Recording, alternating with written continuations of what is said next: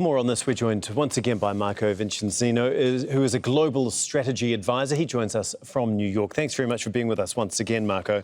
As we've seen, really dramatic developments over just the past few months for both Syria as well as Lebanon. What opportunities do you think that offers in their new era of this relationship?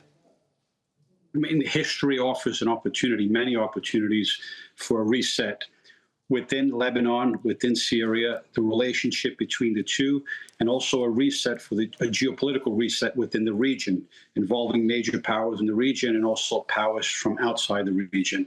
So in this sense, I think in terms of opportunities, much of it has to, for Syria and Lebanon, much of it has to be internally driven. What I mean by that, there has to be a change of mindset between citizen and state.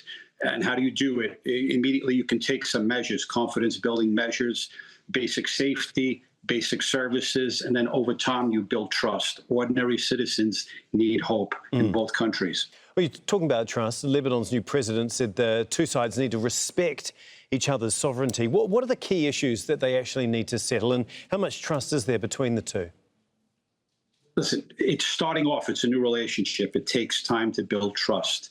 However, the key concerns for both sides is border security, obviously, is when you're also looking at weapons, shipment of weapons that used to go from Iran, Iraq, Syria into Lebanon. Obviously, with a change of government in Damascus, to try to cut that trade completely. And that's a big concern also for the Lebanese, the new Lebanese president, is to prevent any sort of arms coming into the country. And it's already an armed country. So just to reduce that, also on the political side, you have, what they're looking for, what the new president is looking for, is a relationship between two sovereign and equal states, not the master-servant relationship that you saw between Assad, Syria, and Lebanon when the start of the Lebanese civil war, largely from 1975 till about 2005 when Syrian troops left. But that influence did remain, even if they weren't physically there. Things changed with the start of the civil war in Syria in 2011.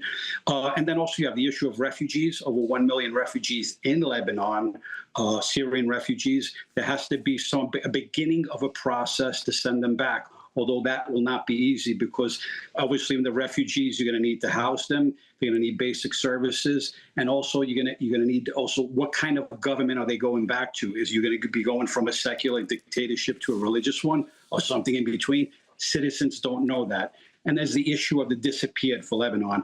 During those decades from 1975 onwards until about 2011, many Lebanese citizens disappeared, were taken into Syria, into prisons.